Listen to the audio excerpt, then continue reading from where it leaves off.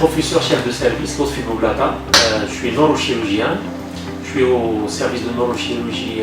Je suis à la tête du service de neurochirurgie au CHU de Constantine depuis septembre de 2019.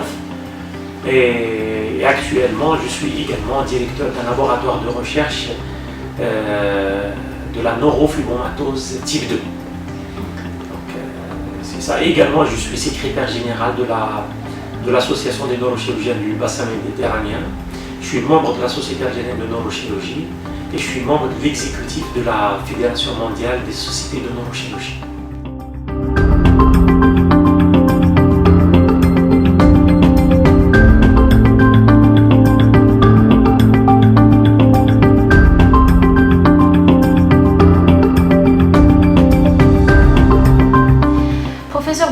La neurofibromatose de type 2 est une pathologie d'actualité à travers le monde. Quelles sont donc les caractéristiques de cette pathologie par rapport aux autres formes de fibromatose?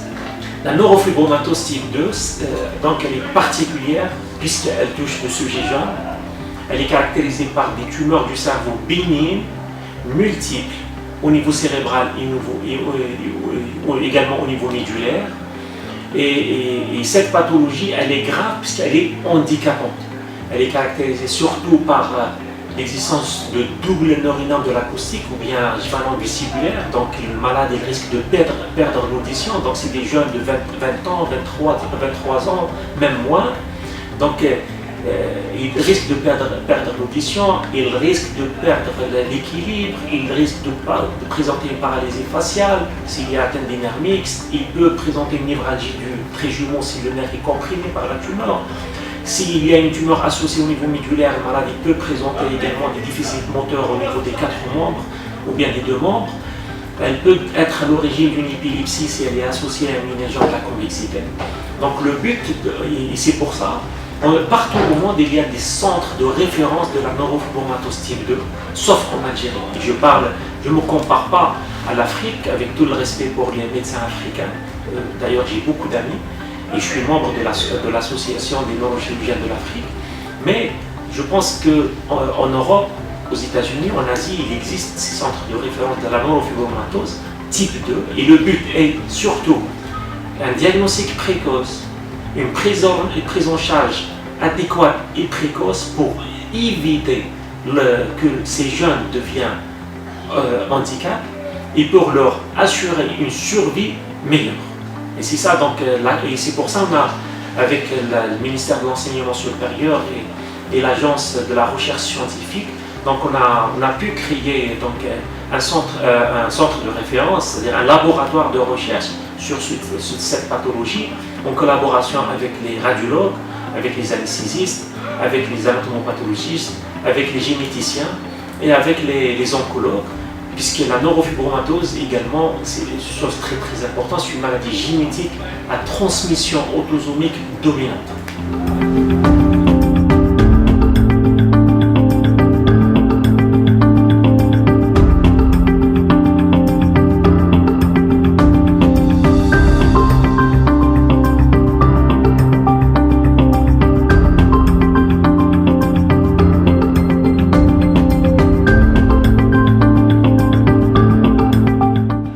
Professeur, quelle est l'incidence de cette pathologie dans le monde en général et en Algérie en particulier? C'est une pathologie rare, heureusement, mais elle existe. Elle existe. En Algérie, on n'a pas une étude épidémiologique, mais dans le service, presque on est parmi certains services qui prennent en charge cette pathologie. Et donc, on a déjà opéré dans le service, je parle de mon expérience à Constantine. Donc déjà, on a pris en charge 5 malades porteurs de la NF2, de la neurofibromatose type 2. C'était des jeunes filles, c'est-à-dire elle est beaucoup plus prédominante chez les filles. C'était des jeunes filles, 2 qui ont parti même en Turquie. Donc en Turquie, ils ont fait que des biopsies. Et suite à l'aggravation de leur état neurologique, donc on les a pris en charge, on les a opérés. Et on a 10 malades en attente d'hospitalisation. Donc ce n'est pas une pathologie simple, ce n'est pas que le problème du neurochirurgien. Le neurochirurgien il fait partie d'une chaîne qui prend en charge cette pathologie avec les radiologues, puisque les radiologues avec le développement de l'IRM, donc ils permettent un diagnostic précoce de petites tumeurs. De deux, avec également les médecins anesthésistes, puisque c'est des tumeurs, lorsqu'elle atteint un certain volume, elle peut être à l'origine de troubles, une compression du tronc cérébral, une compression des nerfs mixtes, une compression du nerf crânien, une compression de la moelle épinière, une compression du cerveau. Donc il faut une préparation particulière en préopératoire, un management particulier en péropératoire et en post-opératoire. Également une collaboration étroite avec les oncologues, puisqu'actuellement il y a certains produits qui peuvent agir sur ces tumeurs pour arrêter leur développement. Parce que le but, ce n'est pas d'enlever la tumeur, mais c'est beaucoup plus agir sur le potentiel évolutif de ces tumeurs bénignes chez un jeune. Et le quatrième point, c'est le développement de la radiochirurgie. La radiochirurgie, pour les tumeurs bénignes de moins de 30 mm, elle peut agir sur le développement, elle peut arrêter le développement de ces tumeurs. En Algérie, dans le secteur public, pour le moment, ça n'existe pas, cette radiochirurgie. Elle existe dans le secteur privé, mais on est en train d'essayer de développer cette collaboration avec même le secteur privé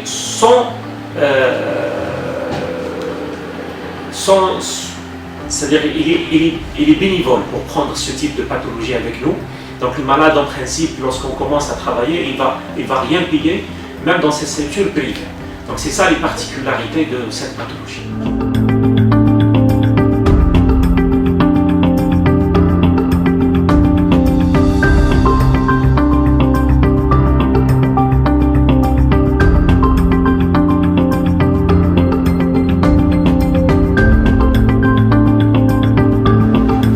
Et quels sont les facteurs favorisant l'expression des gènes responsables de la survenue de l'NF2? Donc la maladie, la neurofibromatose type 2, c'est une maladie génétique à transmission autosomique dominante. C'est-à-dire il y a toute une famille qui peut être touchée. Même dans l'histoire, et d'ailleurs le diagnostic de cette pathologie a été posé chez une famille où ils ont constaté que toute la famille présente des tumeurs du cerveau multiples et bénignes. Et donc c'est ça.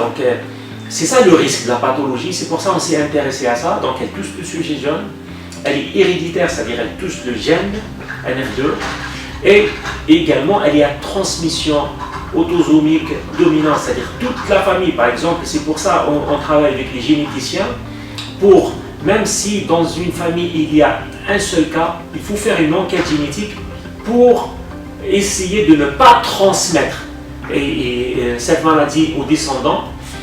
Il y a la descendance, donc en faisant ce test génétique, on peut leur conseiller pour ne pas se marier, pour éviter, pour arrêter la transmission de la maladie vers la descendance. Professeur, quand doit-on suspecter la présence de cette pathologie et comment est-elle manifestée? Donc généralement, elle est chez un jeune. Généralement, il y a une histoire familiale de neurofibromatose, et elle peut être également exister chez un jeune qui commence à avoir une diminution de l'acuité auditive et qui peut avoir également trouble de l'équilibre. C'est ça l'intérêt de la création de notre laboratoire, c'est ça l'intérêt de la création des centres de référence un peu partout au monde, c'est le diagnostic précoce. Donc si, par exemple, dans une famille connue pour une neurofibromatose type 2, on peut déclencher une enquête à la recherche de lésions bénignes et petites. Oui, on peut la contrôler, c'est-à-dire contrôler cette tumeur lorsqu'elle existe sur l'IRM par le traitement médical avec les oncologues, avec la radiochirurgie, et donc pour éviter l'installation d'autres signes qui peuvent être très handicapants pour le malade. Merci beaucoup, professeur Boublata.